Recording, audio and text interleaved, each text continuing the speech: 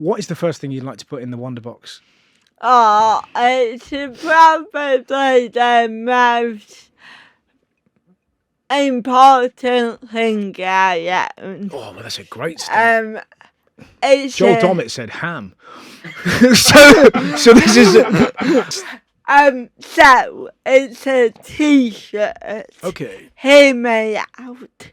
It's a t-shirt and on it, in bright pink lettering, it says piss on pity. Piss on pity. Yeah, and I piss on it all day, every day. But what's the significance of the slogan? Piss on pity. So, this is a t-shirt that was worn by disability protesters in the late 80s. Right. Because around that time, ITV did something called the telethon, which was a little bit like the comic relief children in need things up our day, but it was 24 hours long,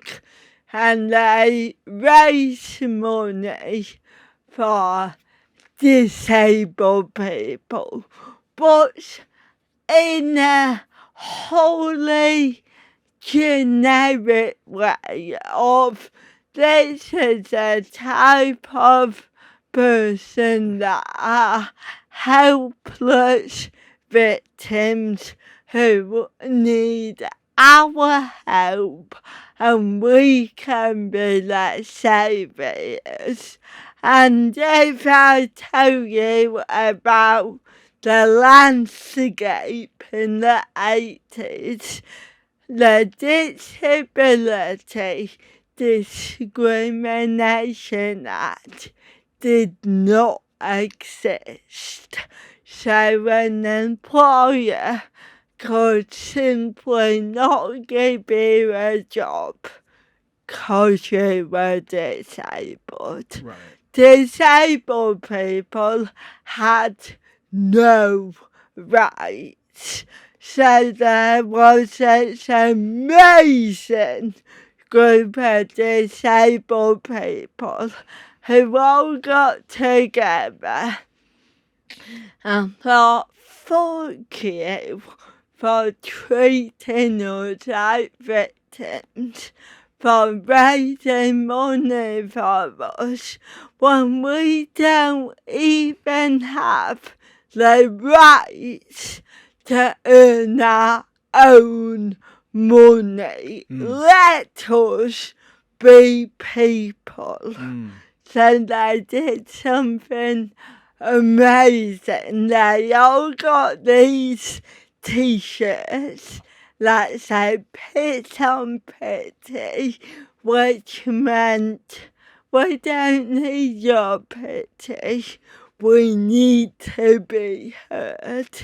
And they stormed the ITV studios during a live record, and it was amazing.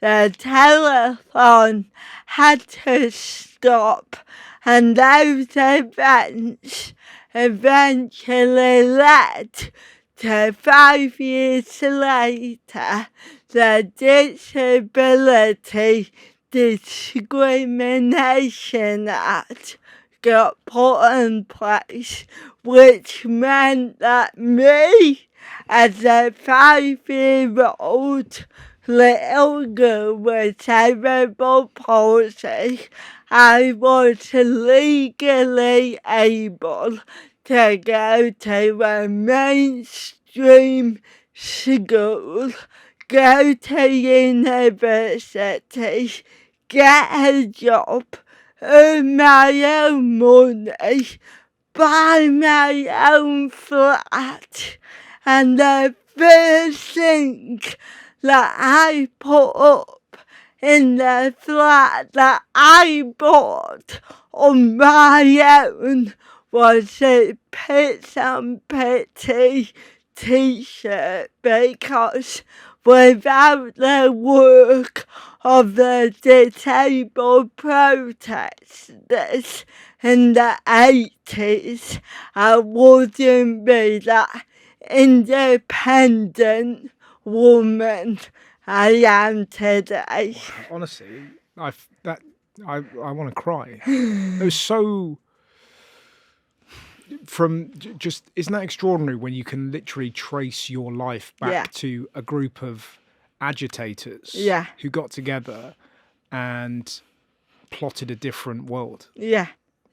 Have you met any of those people? Yeah. Have you? Yeah, so I got the t-shirt from an amazing woman called Barbara Lisinski. And if you want to know more about her, there's a great drama on BBC called When Barbara Met Alan. And she is just a tour de force. Yeah. She's so fucking cool. And I think I am a strong person, but it takes another level of strength to be surrounded by a world that is saying no to you all of your life. Yeah. And for her to stand up and be like, no, this is not on. Yeah. I am a human being. Stop treating me like a second-class citizen. Yeah. And I mean, they were chaotic in the best ways. So a big thing for disabled people was transport. Yeah. There was no way for wheelchair users to get onto buses. So what they did, hundreds of them, just went to Westminster Bridge and just rolled out in front of all the buses, stopped all the traffic, chained themselves to buses, and the police, the photos are amazing because the police are clearly shitting themselves. Yeah. They're like, how do we deal with this? But that, particularly when you take into account the police, that is the ultimate PC nightmare. That you kind of go, I don't know what to do. Yeah. I am a PC. Yeah. Like, can you imagine some of the conversations? Yeah. Can you please? Yeah. Do you want to? You can like. I do. I bet so many police officers quit that day. I don't know what to say. Yeah. But are you aware that you're somebody's hero? Yeah, it's interesting because all of my life before comedy, I used to be called an inspiration. Yeah. And I used to hate that because it was by people who didn't know me and they were patronizing me, and it really felt like, well done you for leaving your house. Well done you for eating a hamburger on your own. And I hated it. And that, alongside being British and being a comedian, you are naturally so deprecative. Like, so even when I started comedy and I was told that I was inspirational, like, no, I'm not. I just tell a few tit jokes, and they're great tit jokes. But then... But again, imagine if the journalist wrote, she tells great tit jokes. Sort of like, how dare you concentrate on the fact that she's a filthy, dirty comedian that tells lots. Because I remember when I first met you, that's my first memory is like, she's really filthy and really funny. Yeah, and I still am, man. I am still first and foremost a comedian, but alongside success and status, you find yourself with a platform, and very quickly I felt a responsibility to use that platform, because even though for me legally growing up I had that equality that a lot of disabled people before me didn't have, I still didn't have that positive representation.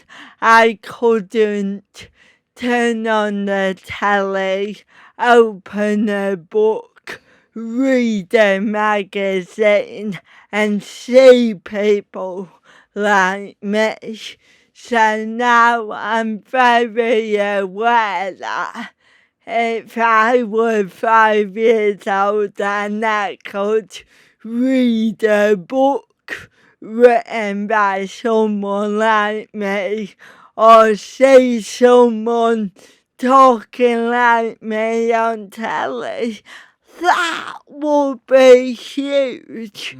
So even though I still internally twitch when I'm called an inspiration, I can take it better now, because I am proud to be that representation that I didn't have growing up. And it's all wrapped up in one t-shirt. Yeah,